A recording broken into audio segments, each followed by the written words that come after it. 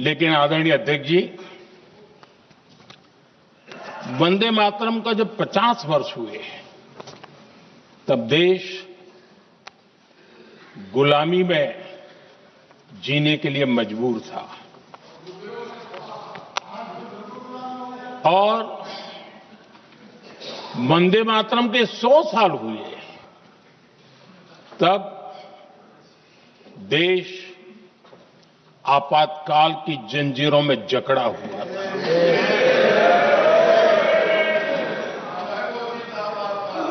जब वंदे मातरम 100 साल के अत्यंत उत्तम पर्व था, तब भारत के संविधान का गला घोंट दिया गया था।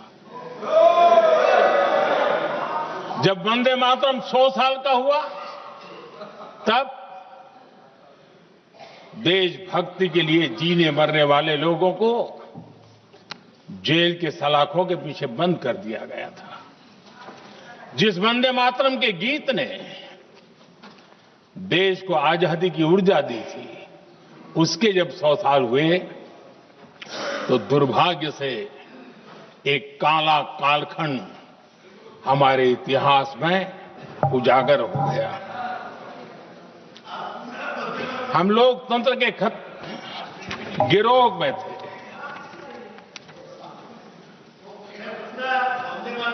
आदरणीय अध्यक्ष जी, 150 वर्ष उस महान अध्याय को, उस गौरव को पुनः स्थापित करने का अवसर है और मैं मानता हूं सदन ने भी और देश ने भी इस अवसर को जाने नहीं देना चाहिए। यही वंदे मातरम है जिसने 1947 में देश को आजादी दिलाई। स्वतंत्रता संग्राम का भावात्मक नेतृत्व इस वंदे मातरम के जयघोष में था। आदरणीय अध्यक्ष जी, आपके समक्ष आज जब मैं वंदे मातरम 150 निमित्त चर्चा के लिए आरंभ करने खड़ा हुआ हूं, यहां कोई पक्ष प्रतिपक्ष नहीं है, क्योंकि हम सब यहां जो बैठे हैं एक्चुअली हमारे लिए रण स्वीकार करने का अवसर है कि जिस वंदे मातरम के कारण लक्षावधि लोग आजादी का आंदोलन चला रहे थे और उसी का परिणाम है कि आज हम सब यहां बैठे हैं। और इसलिए हम सभी सांसदों के लिए, हम सभी जनप्रतिनिधियों के लिए वंदे मातरम के रण स्वीकार करने का ये पावन पर्व है।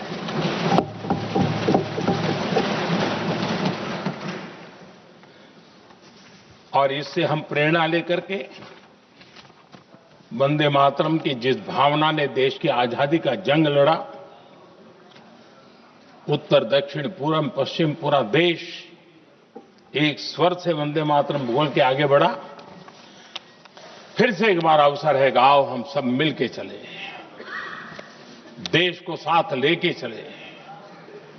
आजादी के दीवानों ने जो सपने देखे थे, उन सपनों को पूरा करने के लिए वंदे मातरम 150 हम सबकी प्रेरणा बने, हम सबकी ऊर्जा बने और देश आत्मनिर्भर बने। 2047 में विकसित भारत बना करके हम रहे, इस संकल्प को दोहराने के लिए ये वंदे मातरम हमारे लिए एक बहुत बड़ा अवसर है। आदरणीय अध्यक्ष जी, दादा तबीयत तो ठीक है ना? नहीं, कभी कभी इस उम्र में हो जाता है। आदरणीय अध्यक्ष जी, वंदे मातरम की इस यात्रा की शुरुआत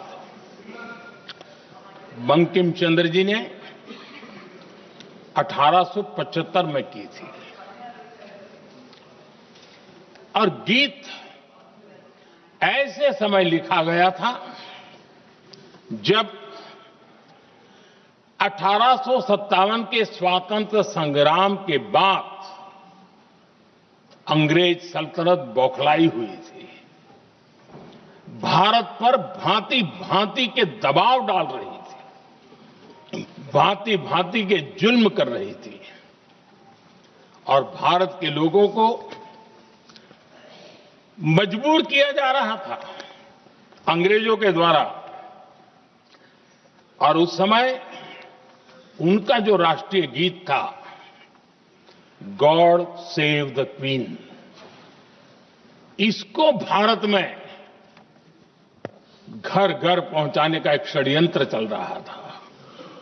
ऐसे समय बंकिम दा ने चुनौती दी और ईंट का जवाब पत्थर से दिया और उसमें से वंदे मातरम का जन्म हुआ।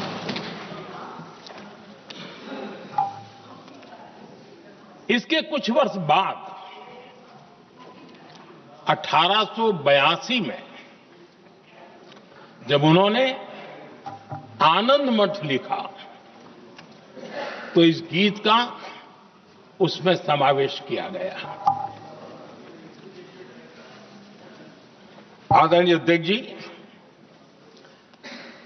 वंदे मातरम ने उस विचार को पुनर्जीवित किया था जो हजारों वर्ष से भारत की रग रग में रचा बसा था। उसी भाव को, उसी संस्कारों को, उसी संस्कृति को, उसी परंपरा को उन्होंने बहुत ही उत्तम शब्दों में, उत्तम भाव के साथ वंदे मातरम के रूप में हम सबको बहुत बड़ी सौगात दी थी। वंदे मातरम ये सिर्फ केवल राजनीतिक आजादी की लड़ाई का मंत्र नहीं था। सिर्फ हम अंग्रेज जाए और हम खड़े हो जाए, अपने राह पर चले, इतने मात्र तक वंदे मातरम प्रेरित नहीं करता था, उससे कहीं आगे था। आजादी की लड़ाई इस मातृभूमि को मुक्त कराने का भी जंग था। अपनी मां भारती को उन बेड़ियों से मुक्ति दिलाने का एक पवित्र जंग था। और वंदे मातरम की पृष्ठभूमि हम देखें, उसके संस्कार सरिता देखें, तो हमारे यहां वेद काल से एक बात बार बार हमारे सामने आई है। जब वंदे मातरम कहते हैं तो वही वेद काल की बात हमें याद आती है। वेद काल से कहा गया है, माता भूमि ही पुत्रो अहम पृथिव्याः, अर्थात ये भूमि मेरी माता है और मैं पृथ्वी का पुत्र हूं। आदरणीय अध्यक्ष जी, यही वो विचार है जिसको प्रभु श्री राम ने भी लंका के वैभव को छोड़ते हुए कहा था, जननी जन्मभूमिश्च स्वर्गादपि गरीयसी।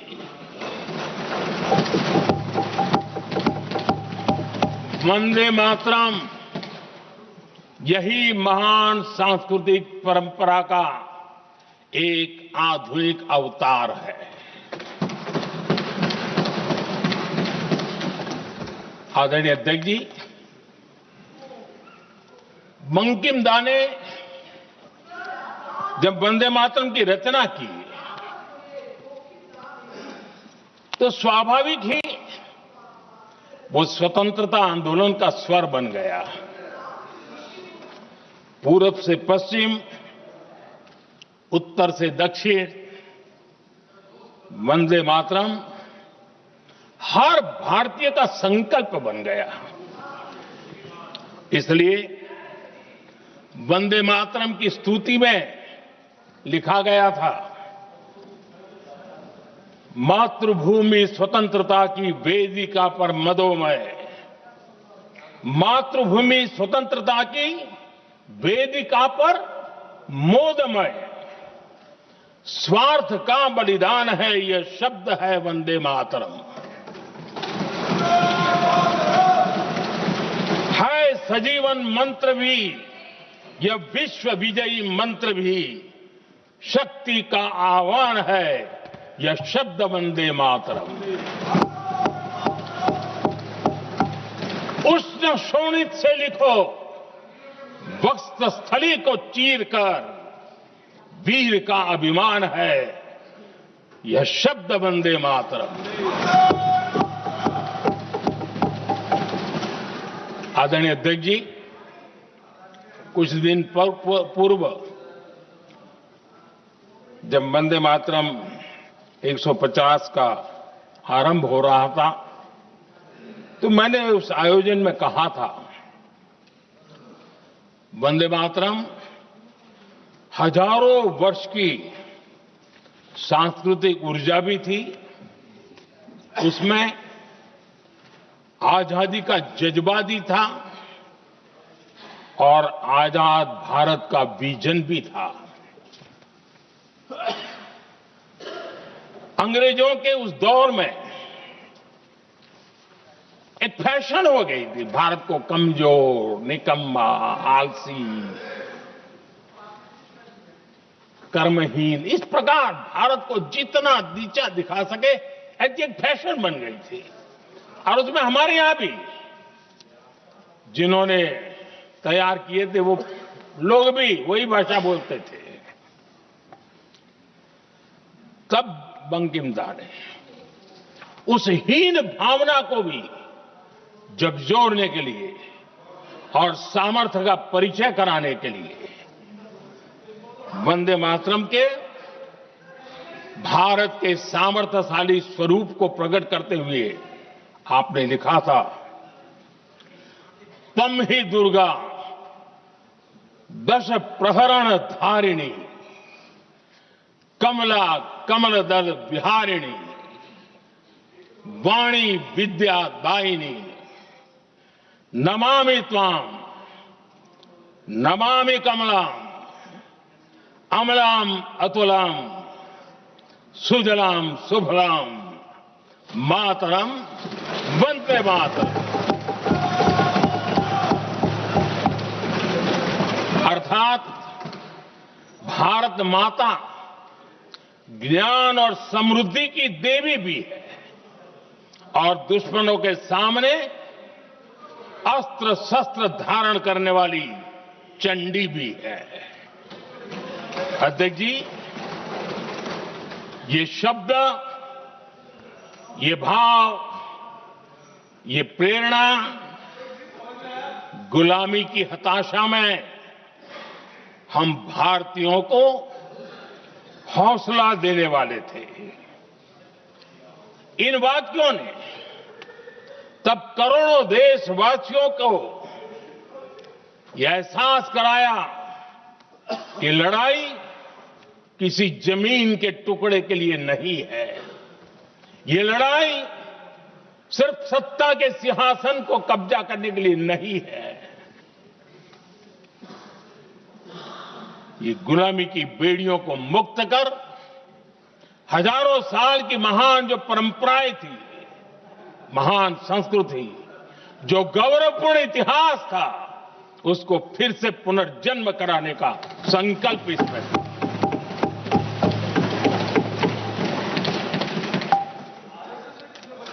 आदरणीय अध्यक्ष जी,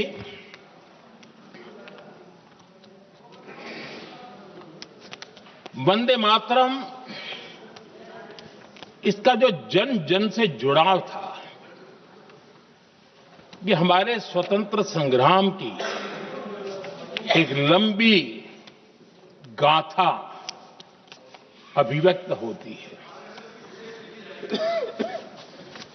आदरणीय अध्यक्ष जी, जब भी जैसे किसी नदी की चर्चा होती है, चाहे सिंधु हो, सरस्वती हो, कावेरी हो, गोदावरी हो, गंगा हो, यमुना हो, उस नदी के साथ एक सांस्कृतिक धारा प्रवाह, एक विकास यात्रा का धारा प्रवाह, एक जनजीवन की यात्रा का प्रवाह उसके साथ जुड़ जाता है। लेकिन क्या कभी किसी ने सोचा है कि आजादी जंग के हर पड़ाव, वो पूरी यात्रा वंदे मातरम की भावनाओं से गुजरता था, उसके तट पर पल्लवित होता था। ऐसा भाव काव्य शायद दुनिया में कहीं उपलब्ध नहीं होगा। आदरणीय अध्यक्ष जी,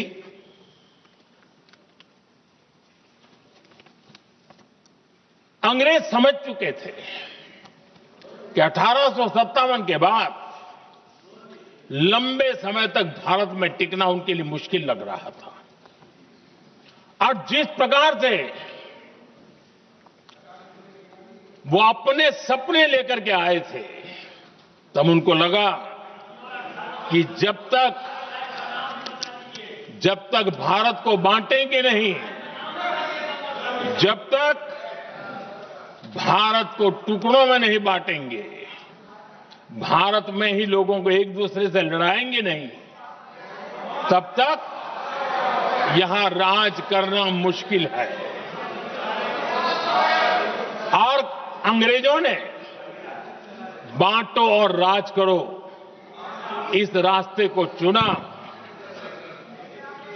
और उन्होंने बंगाल को इसकी प्रयोगशाला बनाया, क्योंकि अंग्रेज भी जानते थे वो एक वक्त था जब बंगाल का बौद्धिक सामर्थ्य देश को दिशा देता था, देश को ताकत देता था, देश को प्रेरणा देता था। और इसलिए अंग्रेज भी चाहते थे कि बंगाल का ये जो सामर्थ्य है वो पूरे देश की शक्ति का एक प्रकार से केंद्र बिंदु है। और इसलिए अंग्रेजों ने सबसे पहले बंगाल के टुकड़े करने की दिशा में काम किया। और अंग्रेजों का मानना था कि एक बार बंगाल टूट गया तो ये देश भी टूट जाएगा और वो यावत चंद्र दिवाकरो राज करते रहेंगे, ये इनकी सोच थी। 1905 में अंग्रेजों ने बंगाल का विभाजन किया, लेकिन जब अंग्रेजों ने 1905 में ये पाप किया तो वंदे मातरम चट्टान की तरह खड़ा रहा। बंगाल की एकता के लिए वंदे मातरम गली गली का नाद बन गया था और वही नारा प्रेरणा देता था। अंग्रेजों ने बंगाल विभाजन के साथ ही भारत को कमजोर करने के बीच और अधिक बोने की दिशा पकड़ ली थी। लेकिन वंदे मातरम एक स्वर एक सूत्र के रूप में अंग्रेजों के लिए चुनौती बनता गया और देश के लिए चट्टान बनता गया। आदरणीय अध्यक्ष जी, बंगाल का विभाजन तो हुआ, लेकिन एक बहुत बड़ा स्वदेशी आंदोलन खड़ा हुआ और तब वंदे मातरम हर तरफ गूंज रहा था। अंग्रेज समझ गए थे कि बंगाल की धरती से निकला बंकिम दा का ये भाव सूत्र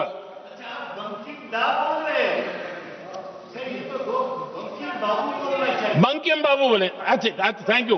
thank you, thank you, thank you, thank you. आपकी भावनाओं के लिए मैं आदर करता हूं। बंकिम बाबू ने थैंक यू दादा, थैंक यू। हाँ, आपको तो दादा कह सकता हूं ना, वरना उसमें भी आपको इतराज हो जाएगा। बंकिम बाबू ने ये जो भाव विश्व तैयार किया था, उनके भाव गीत के द्वारा उन्होंने अंग्रेजों को हिला दिया। और अंग्रेजों ने देखिए कितनी कमजोरी होगी और इस गीत की ताकत कितनी होगी। अंग्रेजों ने उसको कानूनी रूप से प्रतिबंध लगाने के लिए मजबूर होना पड़ा था। गाने पर सजा, छापने पर सजा, इतना ही नहीं, वंदे मातरम शब्द बोलने पर भी सजा।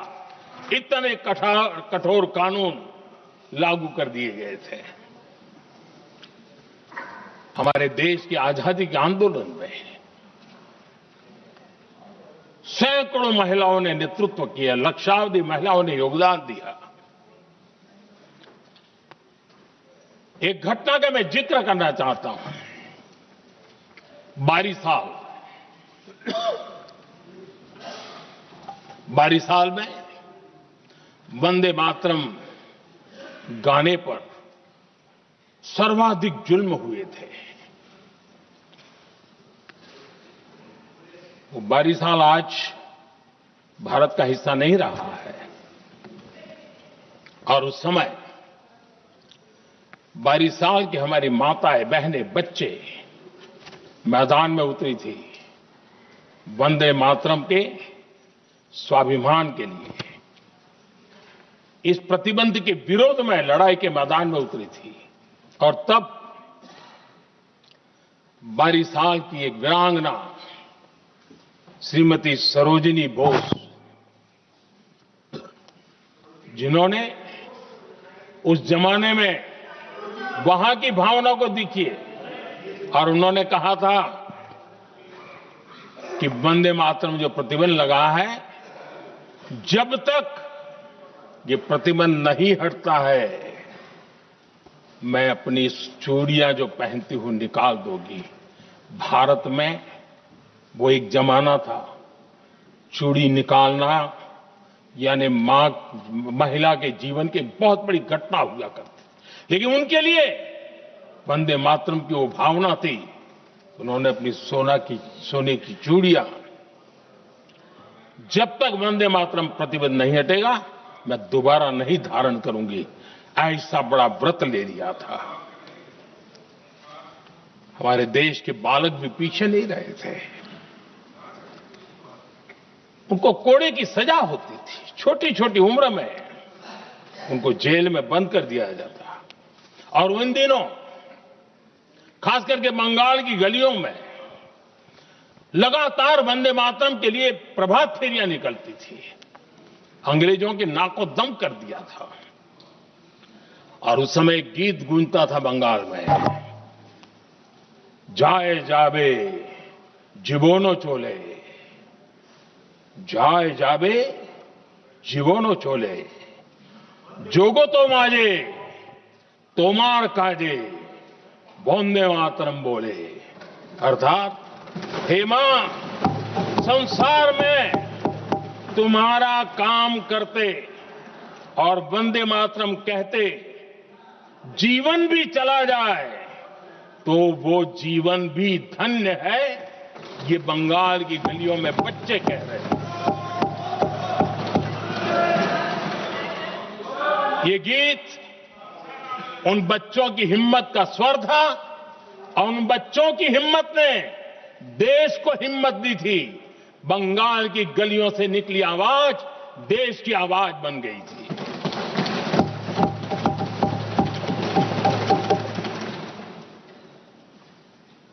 उन्नीस 1905 में फरीदपुर के गांव में बहुत छोटी छोटी उम्र के बच्चे जब वंदे मातरम के नारे लगा रहे थे, अंग्रेजों ने बेरहमी से उन पर कोड़े मारे थे। यानी एक प्रकार से जीवन और मृत्यु के बीच लड़ाई लड़ने के लिए मजबूर कर दिया था। इतना अत्याचार हुआ था। 1906 में नागपुर में नील सिटी हाई स्कूल के उन बच्चों पर भी अंग्रेजों ने ऐसे ही जुल्म किए थे।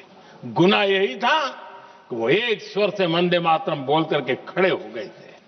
उन्हें वंदे मातरम के लिए मंत्र का महात्म्य अपनी ताकत से सिद्ध करने का प्रयास किया था। हमारे जांबाज सपूत बिना किसी डर के फांसी के तख्त पर चढ़ते थे और आखिरी सांस तक वंदे मातरम, वंदे मातरम, वंदे मातरम, यही उनका भाव घोष रहता था। खुदीराम बोस, मदनलाल ढींगरा, राम प्रसाद बिस्मल, अशफाक उल्लाह खान, रोशन सिंह, राजेंद्र नाथ लाहिड़ी, रामकृष्ण विश्वास, अनगिनत जिन्होंने वंदे मातरम कहते कहते फांसी के फंदे को अपने गले पर लगाया था। लेकिन देखिए, ये अलग अलग जेलों में होता था, अलग अलग इलाकों में होता था।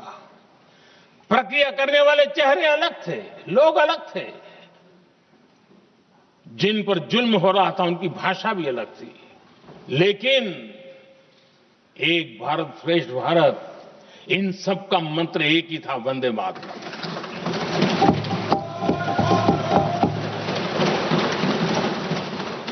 चटगांव की स्वराज क्रांति, जिन युवाओं ने अंग्रेजों को चुनौती दी, वे भी इतिहास के चमकते हुए नाम है।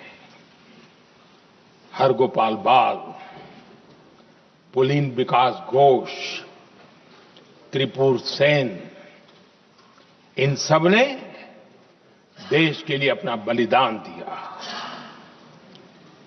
मास्टर सूर्यसेन को 1934 में जब फांसी दी गई, तब उन्होंने अपने साथियों को एक पत्र लिखा और पत्र में एक ही शब्द की गूंज थी और वो शब्द था वंदे मातरम।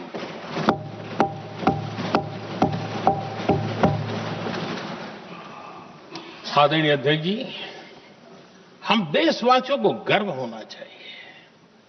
दुनिया के इतिहास में कहीं पर भी ऐसा कोई काव्य नहीं हो सकता, ऐसा कोई भावगीत नहीं हो सकता जो सदियों तक एक लक्ष्य के लिए कोटि कोटि जनों को प्रेरित करता हो और जीवन आहूत करने के लिए निकल पड़ते हो। दुनिया में ऐसा कोई भावगीत नहीं हो सकता जो वंदे मातरम। पूरे विश्व को पता होना चाहिए कि गुलामी के कालखंड में भी ऐसे लोग हमारे यहां पैदा होते थे जो इस प्रकार के भावगीत की रचना कर सकते थे।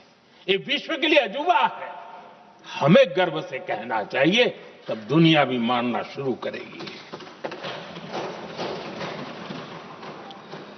ये हमारी स्वतंत्रता का मंत्र था, ये बलिदान का मंत्र था, ये ऊर्जा का मंत्र था, ये सात्विकता का मंत्र था, ये समर्पण का मंत्र था, ये त्याग और तपस्या का मंत्र था, संकटों को सहने का सामर्थ्य देने का ये मंत्र था और वो मंत्र वंदे मातरम था।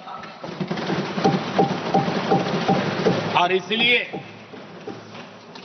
गुरुदेव रविंद्रनाथ टैगोर ने लिखा था, उन्होंने लिखा था, एकी सूत्रे बांधी आछी सोहस्टोटी मौन, एक ही कार्य सौंपी आछी सहस्त्रो जीवन, वंदे मातरम। अर्थात एक सूत्र में बंधे हुए सहस्त्र मन, एक ही कार्य में अर्पित सहस्त्र जीवन वंदे मातरम, ये रविंद्रनाथ टैगोर जी ने लिखा। आदरणीय अध्यक्ष जी, उसी कालखंड में वंदे मातरम की रिकॉर्डिंग दुनिया के अलग अलग भागों में पहुंची और लंदन में जो क्रांतिकारियों की एक प्रकार से तीर्थ भूमि बन गया था, वो लंदन का इंडिया हाउस, वीर सावरकर जी ने वहां वंदे मातरम गीत और वहां ये गीत बार बार गूंजता था। देश के लिए जीने मरने वालों के लिए वो एक बहुत बड़ा प्रेरणा का अवसर रहता था। उसी समय बिपिन चंद्र पाल और महर्षि अरविंद घोष, उन्होंने अखबार निकाले। उस अखबार का नाम भी उन्होंने वंदे मातरम रखा। यानी डगर डगर पर अंग्रेजों की नींद हराम करने के लिए वंदे मातरम काफी हो जाता था और इसलिए उन्होंने इस नाम रखा। अंग्रेजों ने अखबारों पर रोक लगा दी तो मैडम भीकाजी कामा ने पेरिस में एक अखबार निकाला और उसका नाम उन्होंने वंदे मातरम रखा। आदरणीय अध्यक्ष जी, वंदे मातरम ने भारत को स्वावलंबन का रास्ता भी दिखाया। उस समय माचिस की डिबिया, मैच बॉक्स, वहां से लेकर के बड़े बड़े शिप, उस पर भी वंदे मातरम लिखने की परंपरा बनी और बाहरी कंपनियों को चुनौती देने का एक माध्यम बन गया, स्वदेशी का एक मंत्र बन गया। आजादी का मंत्र स्वदेशी के मंत्र की तरफ विस्तार होता गया। आदरणीय अध्यक्ष जी, मैं एक और घटना का जिक्र भी करना चाहता हूं। 1907 में जब वीओ चिदम्बरम पिल्लाई, उन्होंने स्वदेशी कंपनी का जहाज बना तो उस पर भी लिखा था वंदे मातरम।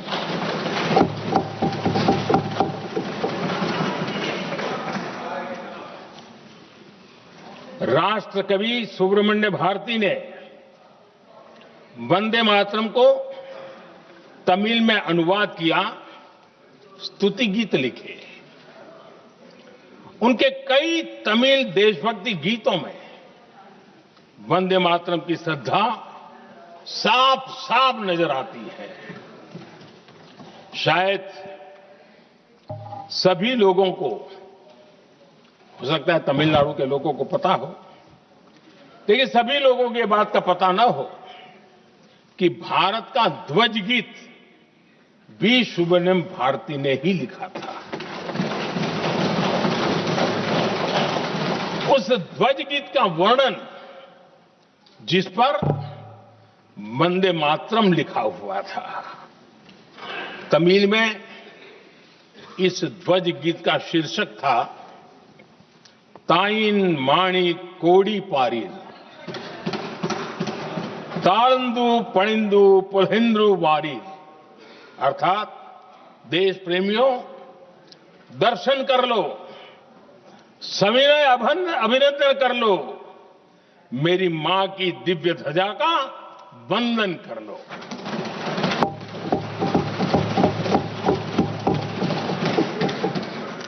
आदरणीय अध्यक्ष महोदय, मैं आज इस सदन में वंदे मातरम पर महात्मा गांधी की भावनाएं क्या थी, वो भी रखना चाहता हूं। दक्षिण अफ्रीका से प्रकाशित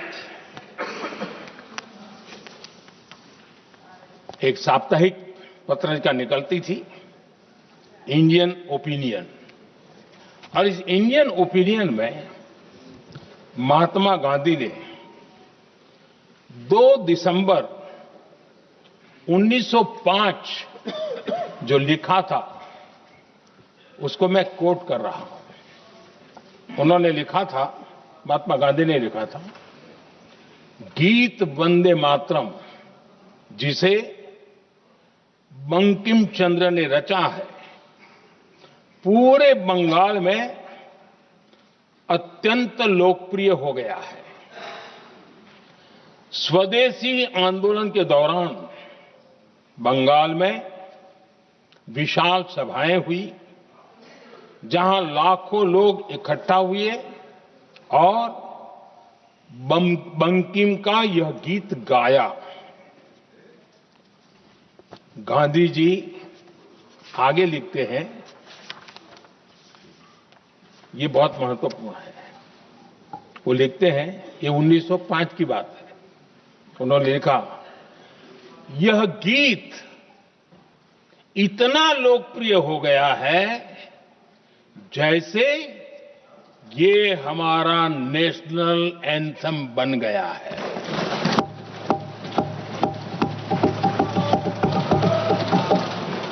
इसकी भावनाएं महान है और यह अन्य राष्ट्रों के गीतों से अधिक मधुर है। इसका एकमात्र उद्देश्य हम में देशभक्ति की भावना जगाना है। यह भारत को मां के रूप में देखता है और उसकी स्तुति करता है। अध्यक्ष जी, जो वंदे मातरम 1905 में महात्मा गांधी को नेशनल एंथम के रूप में दिखता था, देश के हर कोने में, हर व्यक्ति के जीवन में जो भी देश के लिए जीता जानता, देश के लिए जागता था, उन सब के लिए वंदे मातरम की ताकत बहुत बड़ी थी। वंदे मातरम इतना महान था, जिसकी भावना इतनी महान थी, तो फिर पिछली सदी में इसके साथ इतना बड़ा अन्याय क्यों हुआ?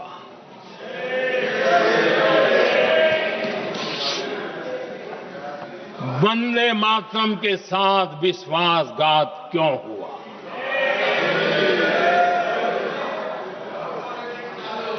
ये अन्याय क्यों हुआ? वो कौन सी ताकत थी जिसकी इच्छा खुद पूज्य बापू की भावनाओं पर भी भारी पड़ गई, जिसने वंदे मातरम जैसी पवित्र भावना को भी विवादों में घसीट दिया? मैं समझता हूं कि आज जब हम वंदे मातरम के 150 वर्ष का पर्व मना रहे हैं, चर्चा कर रहे हैं, तो हमें उन परिस्थितियों को भी हमारी नई पीढ़ियों को जरूर बताना हमारा दायित्व है, जिससे के वजह से वंदे मातरम के साथ विश्वासघात किया गया। वंदे मातरम के प्रति मुस्लिम लीग की विरोध की राजनीति तेज होती जा रही थी। मोहम्मद अली जिन्ना ने लखनऊ से 15 अक्टूबर 1937 को वंदे मातरम के विरुद्ध का नारा बुलंद किया। फिर कांग्रेस के तत्कालीन अध्यक्ष जवाहरलाल नेहरू को अपना सिंहासन डोलता दिखा। बजाय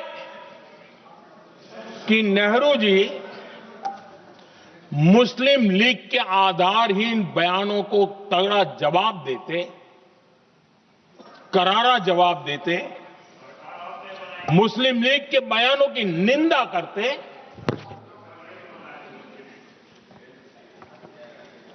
और वंदे मातरम के प्रति खुद की भी और कांग्रेस पार्टी की भी निष्ठा को प्रकट करते हैं। लेकिन उल्टा हुआ,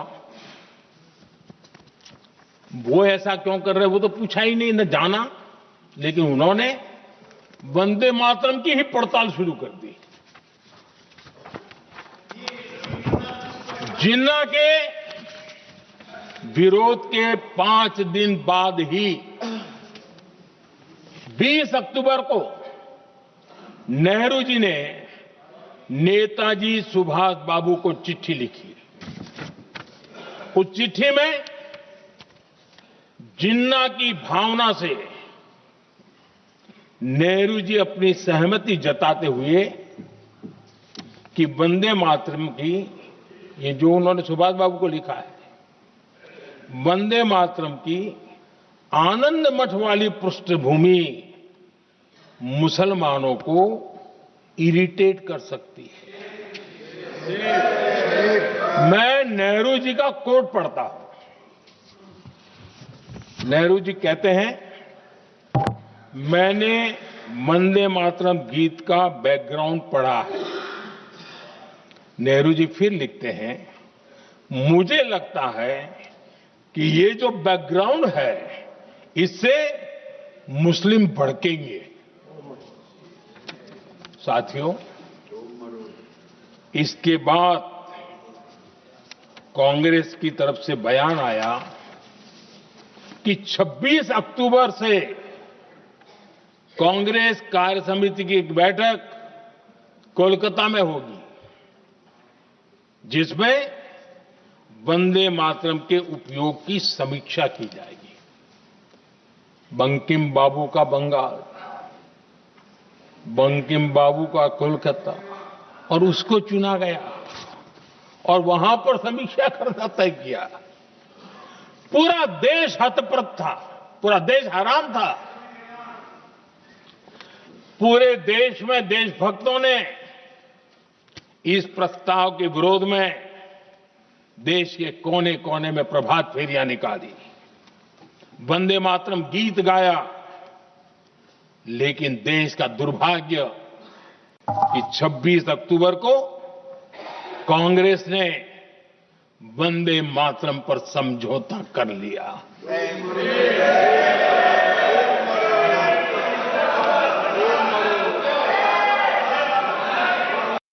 वंदे मातरम के टुकड़े करने के फैसले में,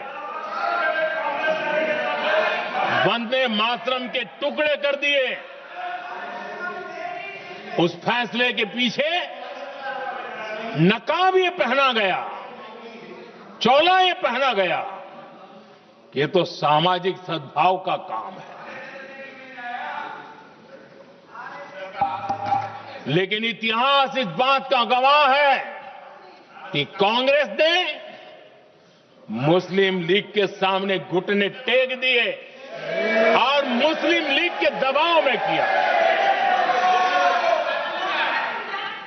और कांग्रेस का ये तुष्टीकरण की राजनीति को साधने का एक तरीका था। आदरणीय अध्यक्ष जी, तुष्टीकरण की राजनीति के दबाव में कांग्रेस वंदे मातरम के बंटवारे के लिए झुकी। इसलिए कांग्रेस को एक दिन भारत के बंटवारे के लिए झुकना पड़ा।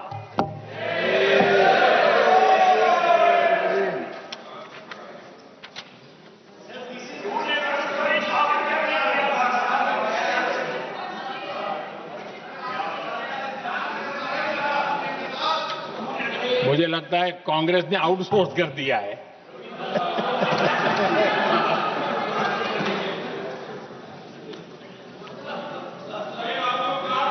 दुर्भाग्य से कांग्रेस की नीतियां वैसी की वैसी थी है, और इतना ही नहीं, आईएनसी चलते चलते एमएमसी हो गया है।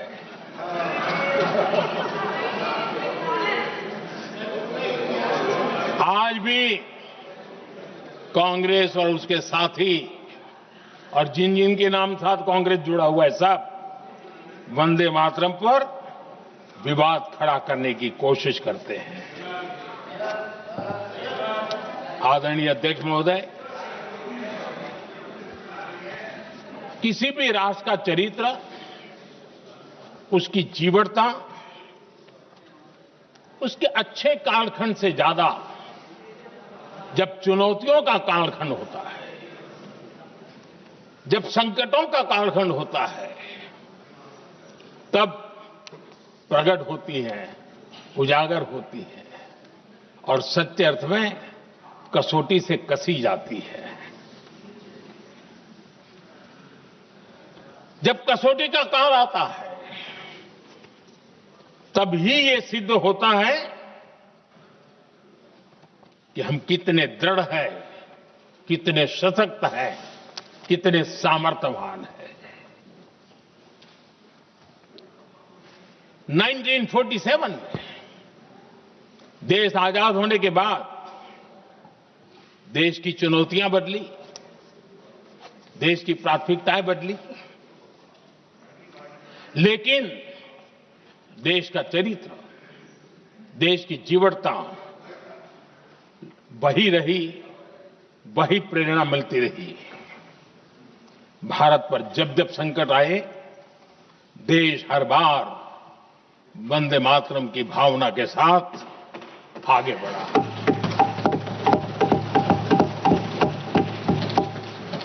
बीच का कालखंड कैसा गया जाने दो, लेकिन आज भी 15 अगस्त 26 जनवरी की जब बात आती है, हर घर तिरंगा की बात आती है, चारों तरफ वो भाव दिखता है, तिरंगे झंडे फहराते। एक जमाना था जब देश पर खाद्य का संकट आया, वही वंदे मातरम का भाव था। मेरे देश के किसानों ने अंदर के भंडार भर दिए और इसके पीछे भाव वही है, वंदे मातरम। जब देश की आजादी को कुचलने की कोशिश हुई, संविधान के पीठ पे छुरा भोंक दिया गया, आपातकाल थोप दिया गया, यही वंदे मातरम की ताकत थी कि देश खड़ा हुआ और प्रयास करके रहा। देश पर जब भी युद्ध थोपे गए, देश को जब भी संघर्ष की नौबत आई, यही वंदे मातरम का भाव था। देश का जवान सीमाओं पर अड़ गया और मां भारती का झंडा फहराता रहा, विजय से प्राप्त कर। कोरोना जैसा वैश्विक महासंकट आया, यही देश उसी भाव से खड़ा हुआ, उसको भी परास्त करके आगे बढ़ गया। आदरणीय अध्यक्ष जी, यह राष्ट्र की शक्ति है, यह राष्ट्र को भावनाओं से जोड़ने वाला सामर्थ्यवान एक ऊर्जा प्रवाह है, ये चेतना प्रवाह है, ये संस्कृति की अविरल धारा का प्रतिबिंब है, उसका प्रकटीकरण है। ये वंदे मातरम हमारे लिए सिर्फ स्मरण करने का काल नहीं, एक नई ऊर्जा, नई प्रेरणा का लेने का काल बन जाए और हम उसके प्रति समर्पित होते चले। और मैंने पहले कहा, हम लोगों पर तो कर्ज है वंदे मातरम का।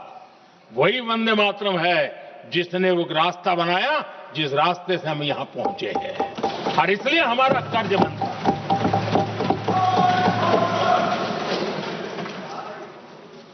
भारत हर चुनौतियों को पार करने में सामर्थ्य है। वंदे मातरम के भाव की वो ताकत है। वंदे मातरम ये सिर्फ गीत या भावगीत नहीं, ये हमारे लिए प्रेरणा है, राष्ट्र के प्रति कर्तव्यों के लिए हमें झकझोरने वाला काम है, और इसलिए हमें निरंतर इसको करते रहना होगा। हम आत्मनिर्भर भारत का सपना लेकर के चल रहे हैं, इसको पूरा कर रहे हैं। वंदे मातरम हमारी प्रेरणा है। हम स्वदेशी आंदोलन को ताकत देना चाहते हैं। समय बदला होगा, रूप बदले होंगे, लेकिन पूज्य गांधी ने जो भाव व्यक्त किया था, उस भाव की ताकत आज भी मौजूद है और वंदे मातरम हमें जोड़ता है। देश के महापुरुषों का सपना था स्वतंत्र भारत का, देश की आज की पीढ़ी का सपना है समृद्ध भारत का। आजाद भारत का सपने को सिंचा था वंदे भारत की भावना है, वंदे मातरम की भावना ने। समृद्ध भारत के सपने को सींचेगा वंदे मातरम की भावना। उसी भावना को लेकर के हमें आगे चलना है और हमें आत्मनिर्भर भारत बनाना। 2047 में देश विकसित भारत बन के रहे। अगर आजादी के 50 साल पहले कोई आजाद भारत का सपना देख सकता था तो 25 साल पहले हम भी तो समृद्ध भारत का सपना देख सकते हैं, विकसित भारत का सपना देख सकते हैं और इस सपने के लिए अपने आप को खपा भी सकते हैं। इसी मंत्र, इसी संकल्प के साथ वंदे मातरम हमें प्रेरणा देता